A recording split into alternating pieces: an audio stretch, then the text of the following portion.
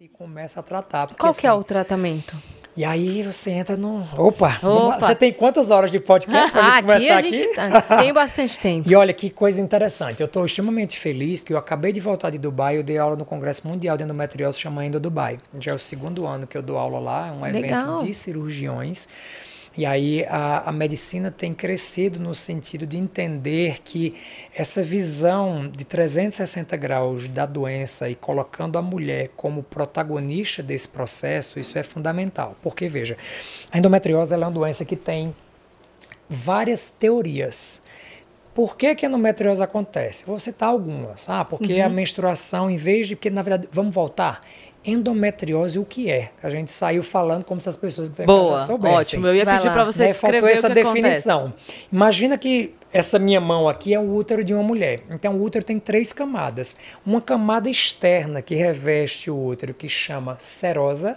Uma camada do meio do útero, que é a camada que se contrai para menstruar, que chama miométrio, e a camada interna, que é onde fica o bebê e onde vem e forma-se a menstruação, que chama endométrio.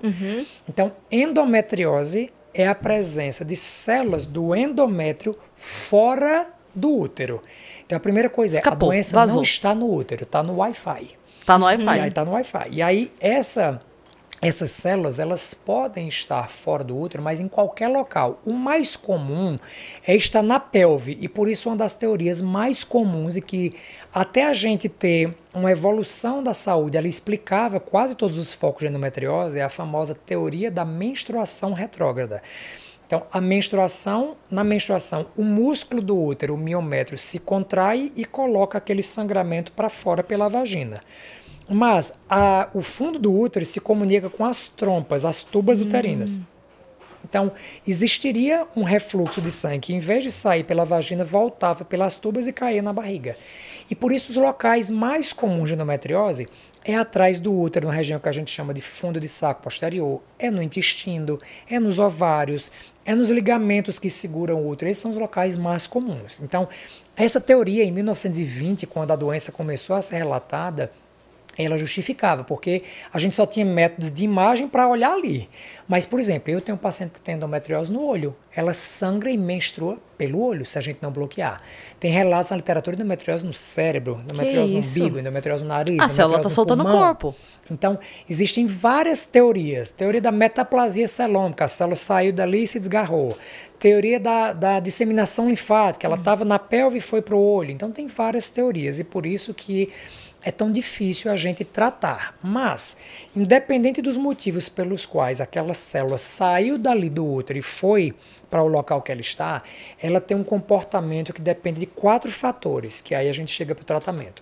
Então, ela é uma doença inflamatória e por isso causa muita dor.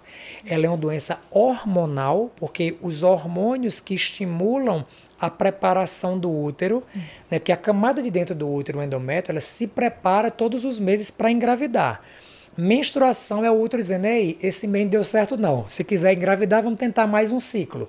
Então, na hora que aquilo ali descama, isso ali é porque houve um estímulo de um hormônio chamado estradiol, aí tem até um mnemônico. O estradiol, ele espessa o endométrio. E a progesterona, ela para esse espessamento. São os 2 hormônios produzidos pelo ovário. Então, quando esse endométrio ele foi espessado, ele se preparou para engravidar. Não engravidou naquele mês, aquilo ali descama para começar de novo. Qual é o grande problema? Assim como o Cris comentou, essa célula de endometriose que saiu do útero, ela vai responder às mesmas alterações hormonais no olho, no nariz, no cérebro. Onde ela tiver, ela vai imaginar que o corpo está se preparando para engravidar. Então ela vai espessar ela recebe por e ela vai sangrar. Ela vai receber o comando por Wi-Fi. De onde ela estiver. Exatamente. E ela vai sangrar. E ela vai inchar e vai doer. Como se estivesse lá. Exatamente. Muito e o foda, sangramento né? causa em qualquer dor, lugar do corpo. onde estiver. Então, só que como ela tá num lugar que não é dela, desculpa. Não, vai lá. Mas como ela que você tá sabendo. Porque eu tô... Vai aí, traz. A mãe, quem disse o quê? Isso cuida. O médico da fala, vai. Conta pra mim. Vou anotar. Mas como ela tá em outro lugar que não é o dela, qualquer inchaço, qualquer mínimo comportamento que não é daquele lugar causa mais efeito do que no lugar que é o dele, né? Porque ali é o lugar dela inchar, doer, sangrar, então ali acontece natural. Mas isso no lugar onde não é, Uma gota de urina no lugar errado do corpo é uma infecção grave. Isso. Perfeito. Então, esse é o pilar. E veja como o tratamento é complexo, porque isso tudo que a gente comentou é só do pilar hormonal. E aí, por isso, o tratamento mais utilizado são as pílulas anticoncepcionais, para bloquear a menstruação. Que daí ninguém incha. Mas isso resolve 25% do problema. Porque, vamos seguir, fora a parte hormonal, ela é uma doença inflamatória. E aí é que pega todo mundo, porque tudo que te inflama piora a doença. André, Claro. o que é que inflama? Privação de sono inflama. Bebida Alimentação inflama. ruim. Alimentação errada inflama. Massa. Estresse te inflama. Então veja como é difícil o tratamento. Porque aí eu sempre digo, ninguém tem endometriose por falta de pílula anticoncepcional. Então não limita o tratamento dessa doença, é só tomar um remedinho que vai dar certo. Não é isso. Não é. Por isso o estilo de vida tem tanto impacto. Depois disso, fora a dependência hormonal e a inflamação, a gente tem o estresse oxidativo. Estresse oxidativo é o seguinte: as células do corpo da gente, eles estão o tempo inteiro em modificações. E essas modificações do corpo geram lixo. Então a gente precisa ter os varredores de lixo da célula contra esse estresse oxidativo. O principal varredor de lixo chama-se sono de qualidade. E aí o seguinte, veja só, minhas caras seguidoras, minhas caras, como eu ia dizer, viajantes de Vênus, faltou o nome, viajantes de Vênus. Dormir bem não significa dormir muitas horas. Significa dormir com qualidade, o sono profundo dentro do intervalo certo. Você, para, André, calma, vamos com calma. Papel e caneta aí na mão para vocês, que isso aqui já vai pagar o podcast, o tempo de vocês. O que acontece? As pessoas imaginam o seguinte: eu vou para uma festa e eu vou chegar 2 da manhã e eu vou dormir até 2 da tarde. Eu dormi quantas horas? 12 horas, perfeito. Como é que você levanta depois do meio-dia, depois de dormir essas 12 horas, depois de ter ido para uma festa e ficar acordada? Tá? Agora, como é que você dormiu às 10, acordou 6 da manhã? Como é que dormiu num intervalo menor? Como é que você acorda? Bem. Relativamente bem. Sim. Melhor do que 12 horas.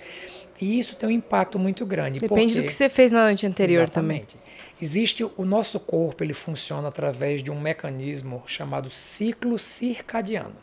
É o formato da forma ancestral, na nossa ancestralidade, o caçador, a nossa vida era regulada pelo sol, não existia luz elétrica, lamparina, nada mais. Aí então, não tinha o que fazer, né? Era isso. Então, quando o sol estava lá, eles iam caçar e traziam o alimento. Quando ia escurecendo, eles tinham que se esconder dentro da caverna contra os predadores. Ele vivia na selva. Então, isso moldou a nossa origem ancestral e moldou a forma como nosso gene se expressa no Homo erectus. Então, resumindo, a gente precisa de uma coordenação destes hormônios. Existe um hormônio muito importante ligado ao sono, que é a melatonina. Sendo que a melatonina, a gente pensa nele como o hormônio do sono, mas ele é muito mais do que isso. Ele é o grande faxineiro das coisas que não prestam no nosso organismo. Por que é que a grande minoria das pessoas tem câncer e não a maioria, se o nosso corpo fica o tempo todinho brigando com a genética? Você está exposto a essa iluminação aqui artificial. Você sai lá fora, você vai inalar o dióxido de carbono emitido pelos carburadores. Isso tudo vai lesionando o nosso DNA. E o que é o câncer? É uma alteração aberrante da nossa capacidade de reparo do DNA. Todos os dias o DNA da gente sofre uma modificação e um reparo. Modificação e reparo. Quem faz o reparo é o sono. É durante o sono que os faxineiros do que não presta no corpo tiram. Eita, aqui está cheio de dióxido de carbono. Vamos tirar aqui o tanto de exposição, esse tanto de maquiagem que tem contaminante ambiental. Ele vai mexendo e vai limpando. E para que isso aconteça, existe uma glândula aqui no cérebro da gente que chama pineal, que é a glândula que produz a melatonina. Mas, para esse hormônio ser produzido, ele depende que outro hormônio esteja baixo, que é o hormônio do estresse, que é o cortisol. Então, olha que loucura, é uma engrenagem muito perfeita. Assim, eu digo, o maestro que nos inventou, seja lá quem você acredita, para mim foi Deus, ele foi assim, perspicaz no detalhinho. Cirúrgico no detalhe. Então, a gente precisa de um nível de cortisol baixo para que você comece a produzir a melatonina coloca todos os seus órgãos para dormir. Bora cérebro, desliga aqui. Bora fígado, para de funcionar. Estômago, não é hora de ficar aqui digerindo. Vamos desligando tudo para poder eu começar a trabalhar, que ele só trabalha quando está tudo dormindo. E aí o impacto, porque se você come muito à noite, você dá pico de cortisol, sua melatonina não sobe, se dá pico de insulina, não sobe. Brigou à noite, eu até brinco. Eu e minha esposa, nós temos um acordo faz muitos anos. Para ter 20 anos de relacionamento, tem que funcionar bem. A gente não briga depois das 18. Quando ela começa, eu digo, meu cortisol, não vem atrapalhar minha melatonina. Resolve aí o teu problema. Meu cortisol não será impactado. Cafeína e cortisol, depois meu do cortisol. 18, Meu cortisol não será impactado. Imagina. Você resolve esse BO amanhã. Você tá jantando isso é na BO casa para deles, amanhã. Não, começa uma discussão, meu cortisol. É isso. Tudo bem. A coisa, não, isso virou uma comédia, porque a gente já começa a rir e para a briga. Quando ela começa, eu faço assim, ó. Então, vai ficar pro café. E aí não dá, tem que ser depois, porque isso impacta, a gente diz isso de forma jocosa, brincando, Claro. mas quantas e quantas noites você foi dormir e não dormiu porque estava com problema, porque tinha acabado de brigar, porque recebeu notícia ruim. Isso tudo está ligado com o processo de saúde e doença. Então, se você tem endometriose ou qualquer outra doença inflamatória ou apenas quer ser mais saudável, não brigue após as 18. Isso já é um grande recado do Vênus para você. Ai, que maravilhoso. Então, dormir bem. Dormir bem tem Que um não impacto significa nisso dormir aí. muito, mas dormir Exato. bem. Boa E alimentação. é legal também falar isso, porque às vezes a pessoa entende o que pra ela ajuda ou, assim, o que facilita o Isso. sono, né? Por exemplo, eu sou fotofóbica.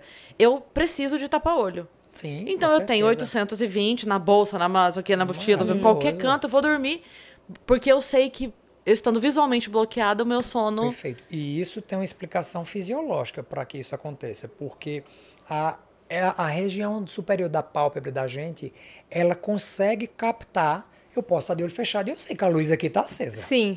Porque existe uma captação de fotossensibilidade aqui que passa para a retina que liga com a pineal. Então você é mais sensível. Você sabe quando alguém chega e para Você na sua sabe, frente. Você pode estar de olho fechado, eu passei a mão, você tem uma coisa que eu não consigo definir o que é, mas isso é uma capacidade da pálpebra. Então, para quem tem uma sensibilidade maior, sim, você precisa usar tapa-olho Bloquear. para que realmente Ou não às vezes chegue o estímulo. ouvido, tem gente que dorme com... Exatamente, com protetor auricular. Então, precisa entender. E isso é interessante porque não só a melatonina é produzida nesse sono de qualidade, a melatonina ela só é produzida depois da primeira hora do sono profundo. Então, aquelas pessoas que ficam com o sono superficial, que cai isso aqui do lado, a pessoa desperta, você não está produzindo melatonina. Por isso que tem agora o Sleep Cycle, que é um aplicativo Isso que eu ia celular, perguntar. Oura Ring. Maravilhoso. Sleep Cycle, ele te diz se você aprofundou o sono ou não. Então, eu queria saber como é que funciona, como é que funcionam esses aplicativos É. e até o relógio que monitora a tudo, qualidade tem anel, do seu sono. Oura Ring, tem vários. Então, mas pelo Ele- batimento? Não, Que ele por faz? exemplo, você coloca na cama e você pode, por exemplo, o Sleep Cycle, sem fazer propaganda, que eles não estão trazendo patrocínio aqui pro Vênus ainda, você pode até ligar o áudio e ele controla ronco, respiração, muito legal. movimentação da cama. Ah, E aí, se entendi. você está usando algum wearable desses, relógio, anel, ele controla a sua frequência cardíaca. Uhum. Então, a nossa frequência cardíaca, quando a gente está no sono profundo, ela vai lá para baixo. Então, ela cai. Então, pela frequência cardíaca, você consegue identificar se o seu sono foi legal. profundo ou não.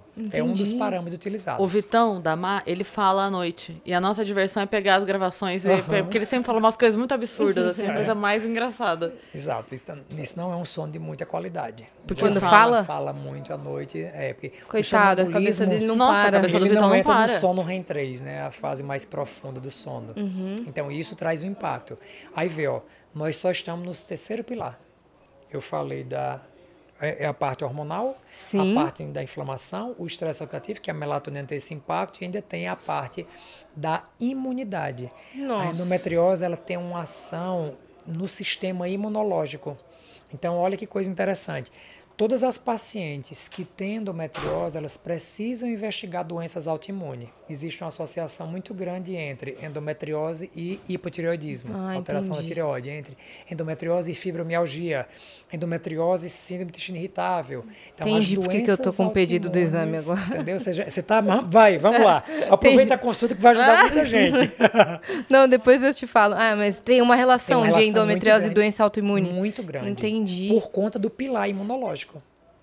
E como isso se conecta com a endometriose? Então, porque a endometriose, quando você está diante de uma liberação inflamatória, essa inflamação gerada pela doença, ela esconde do seu sistema imunológico que algo está acontecendo de forma errada. Porque é o seguinte, a célula endometriose ela se comporta muito parecido com a célula de câncer.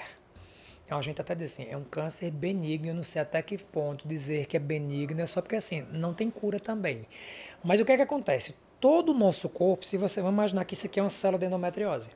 Se você tem uma célula, qualquer célula do nosso corpo que está no canto errado, o nosso sistema imunológico identifica que ela não pertence àquele local e diz, opa, licença, vamos guardar você no seu local. Então Volta para o seu lugar, querida. Volta para o seu lugar, que aqui não te pertence. O que acontece na endometriose é que a inflamação gera uma série de substâncias, se tiver algum método aqui, tem uma substância chamada interleucina 6, que é uma proteína, e essa proteína ela disfarça que isso aqui é uma célula endometriose. Então ela diz assim, não, calma, na verdade, eu sou, sim, uma almofadinha roxa que deveria estar no canto certo, eu não sou uma bolinha laranja. Então ela engana o seu sistema imunológico. E ao fazer isso, ela permite que isso aqui continue a crescer e se multiplicar aqui. Então esse é um detalhe. E a presença disso ali começa a gerar um sistema imunológico que não consegue mais fazer a sua função adequada. Doença autoimune nada mais é do que uma falha de resposta a identificar o que é pertencente e o que é não pertencente. Ou seja, a célula, além de tudo, ela é um capeta, ela é mau caráter, ela é falsa, dissimulada, dissimuladíssima a célula endometriose. Impostora. É isso aí. Estão jogando Among Us dentro do meu corpo. Nossa, é o olhar da Capitu. É bem isso aí. Então, por isso que é tão difícil, por isso que ainda não descobriu a cura. Entendi. Porque ainda não existe nenhuma medicação que consiga agir nos 4.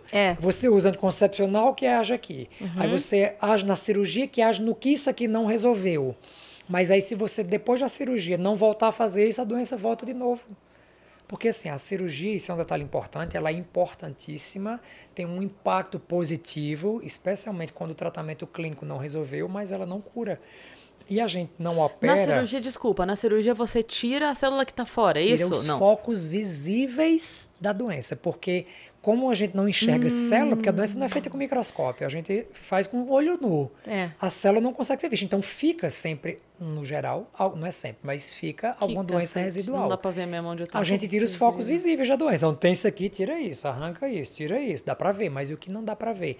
E é exatamente por isso que o tratamento clínico, que é isso que eu me dedico hoje, eu parei de operar endometriose em 2016. E não é que minhas pacientes não operam, mas eu consigo tirar grande parte delas da necessidade de operar com o tratamento clínico. Porque eu puxo elas para dentro do protagonismo da doença.